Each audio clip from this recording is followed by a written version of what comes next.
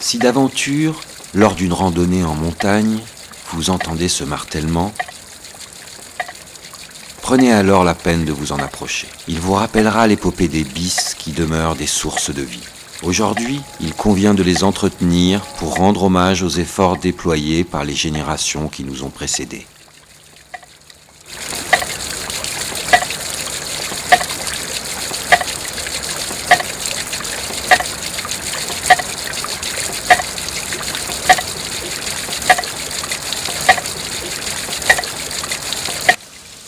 Depuis des millénaires, l'irrigation permet à l'homme de pratiquer une agriculture diversifiée, même sur des terres marginales et ingrates. Dans de nombreuses communautés, la solidarité repose sur des visions globales qui intègrent d'une part les eaux, les plantes et la terre, et d'autre part des règles subtiles en matière de justice sociale, telles que le partage des tâches entre les sexes et les générations.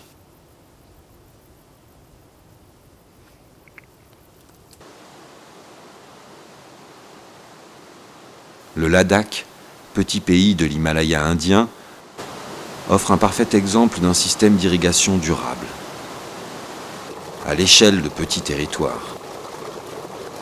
Pendant des millénaires, ce procédé a contribué à un niveau élevé de productivité agricole.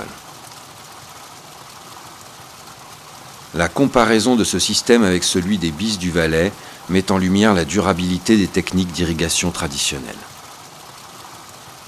Si les Ladakhis apportent un soin particulier à l'adduction d'eau provenant de la fonte des glaciers de l'Himalaya, du Karakorum ou du Zanskar, on retrouve cette même attention en Valais où l'eau des glaciers est transportée par des bis. Toutefois, ces deux systèmes, semblables sur le plan technique, présentent de grandes différences institutionnelles, sociales et économiques.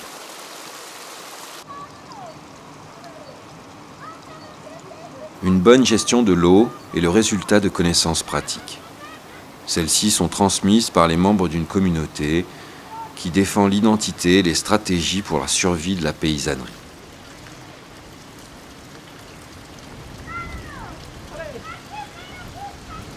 Les systèmes de gestion de l'eau peuvent être culturellement variés. Ils se développent et s'adaptent à l'environnement. Creusés dans le sol, suspendus ou taillés dans la roche, les bis sont des témoins d'une histoire, d'un savoir, d'une civilisation. Ils symbolisent la conquête du contrôle de l'eau par l'homme.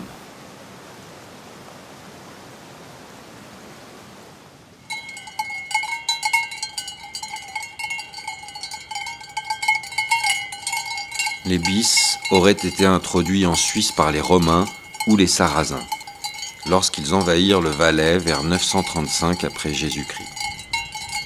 Leur réaménagement, à partir du XIVe siècle, visait à améliorer la production de viande et du lait.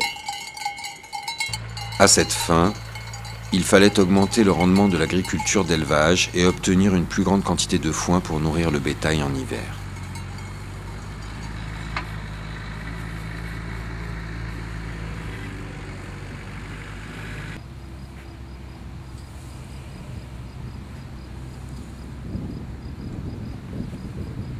Ici, comme au Ladakh, la construction et l'entretien des bis est un travail collectif. Alors, le même soin sera apporté lors de la levée du bis, c'est-à-dire au printemps, pour sa remise en service. Le nettoyage des parties à ciel ouvert consiste à éliminer tous les déchets organiques tombés pendant l'hiver afin que l'eau puisse s'écouler aisément.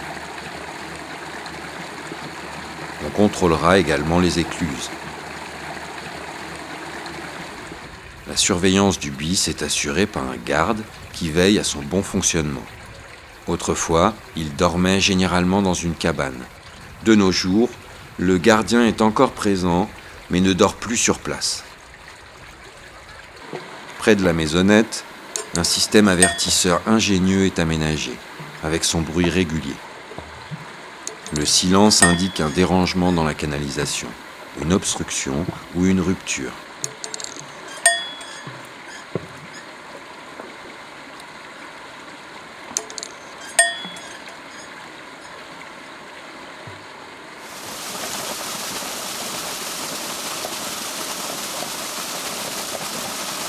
Au Ladakh, rien de tel. Ici, c'est le moulin à prière qui fait office de contrôle. On s'en remet simplement aux divinités.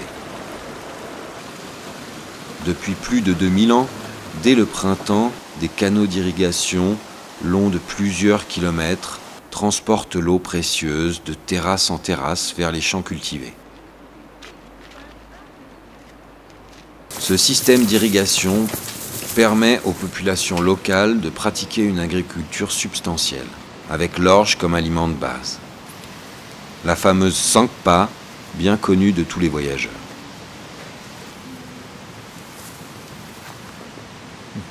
Si vous êtes chaleureusement invité à vous asseoir sur des tapis autour du poêle, vous serez alors émerveillé par l'hospitalité qui vous sera offerte.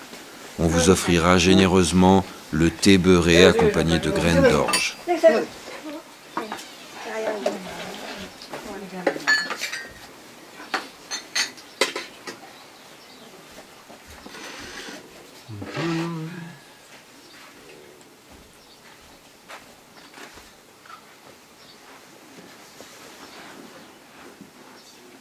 Avant votre départ, vous goûterez encore cette vue imprenable sur un champ de moutarde doré par le soleil.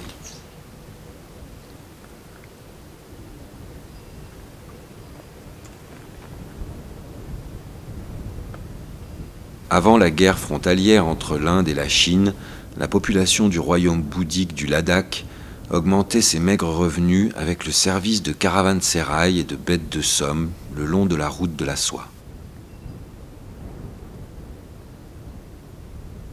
Aujourd'hui, les hommes absents de la maison travaillent comme guides ou dans l'armée.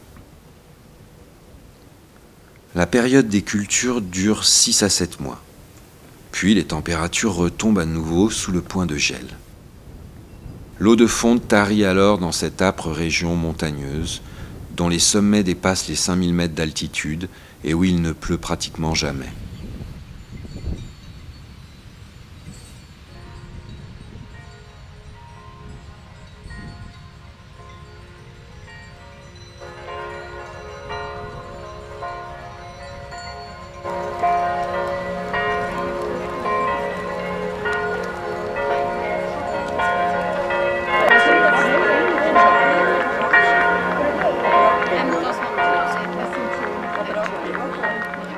En Valais, les filles de paysans pouvaient hériter, ce qui était rare dans le reste de la Suisse. Toutefois, les bis n'en étaient pas moins une affaire d'hommes. Et le système des bis était beaucoup plus simple au plan institutionnel et socio-culturel que le système d'irrigation du Ladakh.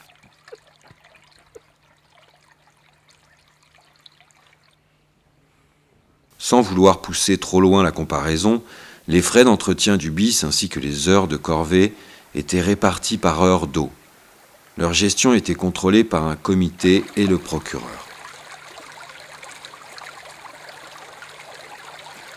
L'eau était commandée pour une durée de 24 heures et répartie entre plusieurs propriétaires. Le procureur, appelé crieur, assurait la commande de l'eau le dimanche après la messe.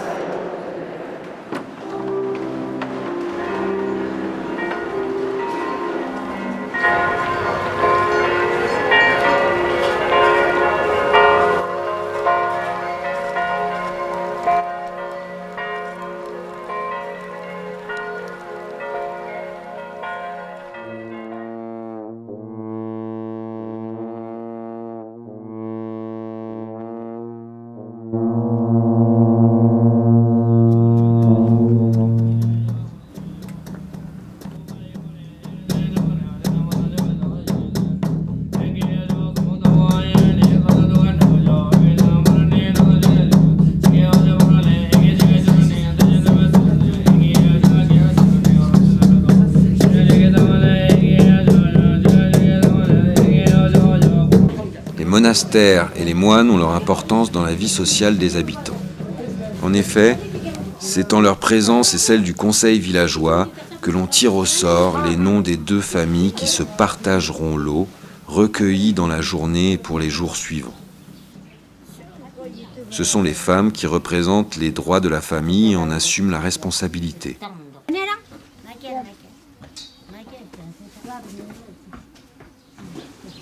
Le travail de surveillance peut également être délégué aux enfants et aux personnes âgées.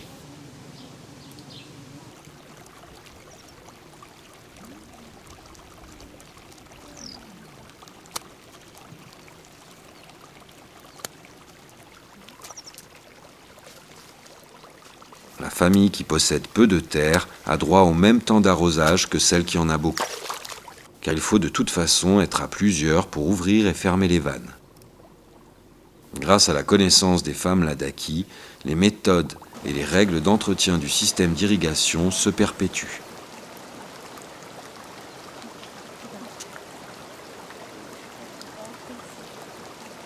La communauté villageoise aménage et entretient les BIS de A à Z. Cet aspect a sans doute une influence décisive sur le niveau de pauvreté et de sécurité alimentaire des villages irrigués tout au long de l'année. Ensemble, les villageois travaillent sous différentes formes de partenariat aux travaux, encore largement manuels, comme la culture et le traitement des produits agricoles. Ce partage traditionnel, génial par sa simplicité et l'équilibre social qu'il garantit, est un mécanisme essentiel de lutte contre la pauvreté et la faim.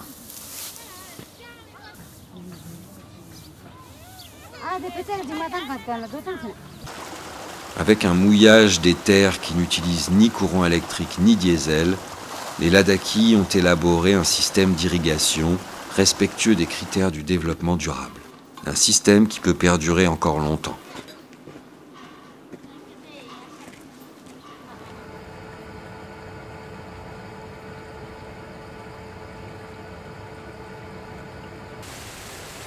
En Valais, l'évolution des BIS est variée.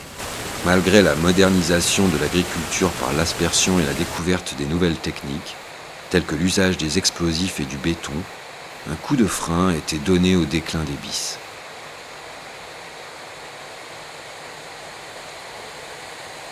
Non seulement ils ne disparaissent plus, mais certains sont reconstruits.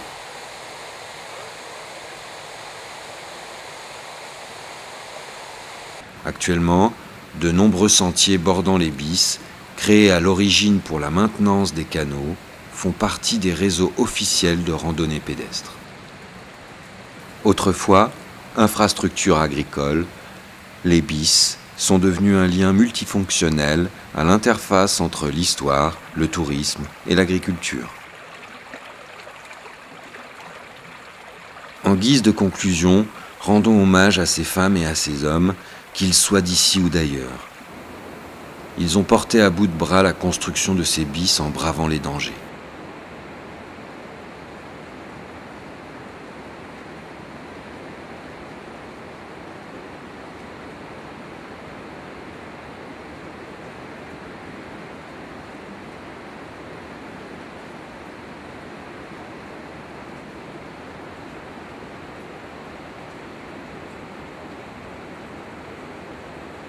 Leur réalisation a demandé une somme de courage et de génie incomparable à ces pionniers, qui au-dessus du vide ont édifié des canaux artificiels. Avec des outils rudimentaires comme les baramines, les masses et les marteaux, ils ont creusé des troncs de mélèze et percé comme ici de multiples tunnels dans la roche.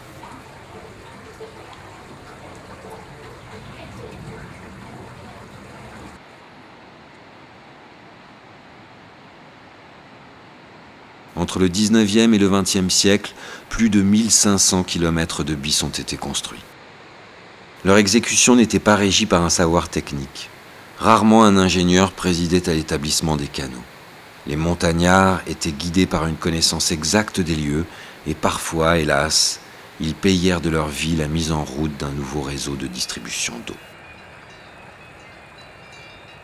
Aujourd'hui, les 700 km de BIS que compte le Valais méritent mieux que l'abandon.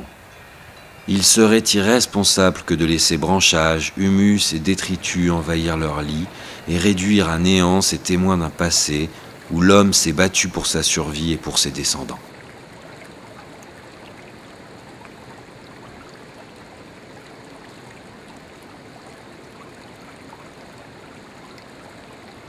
Alors, N'hésitez pas à prendre ces chemins à l'ombre des sapins, le long desquels des rencontres inattendues peuvent surgir à chaque instant, avec la flore, la faune sauvage, ou encore un descendant passionné, prêt à partager une anecdote évoquant la vie rude de ces bâtisseurs de sources de vie. L'écrivain Maurice Chapa, il avait évoqué ce qu'il appelait, lui, la plus belle mort du Valais. Parce que quand il faisait les wasseurs, c'est des gens qui mettaient les bis en eau. Oui. Hein. Et puis donc ils allaient mettre en eau, puis après ils venaient, puis comme il y avait ces rigoles en bois, il fallait les calfeutrer. Oui. Alors ils revenaient, puis ils retenaient l'eau, et le temps que la boue s'y mette, et puis... Donc il y avait tout un travail qui était très périlleux d'aller mettre en eau et tout. Et puis, bon, alors, je ne sais pas en quelle année ou comme ça, mais une des fois, quand ils étaient en train de faire les travaux, il y a un homme qui est tombé dans le vide. Est-ce que ses amis ont entendu? La dernière chose qu'ils l'ont entendu dire, c'est « Au revoir les amis ». Alors, Chapa, il a raconté ça à la radio romande, il a dit « Ça, c'est la plus belle mort du Valais ». Ah ben ça c'est vrai, hein. Je trouve magnifique. Les amis, hein. Ah oui. Bonne journée. À vous aussi, merci.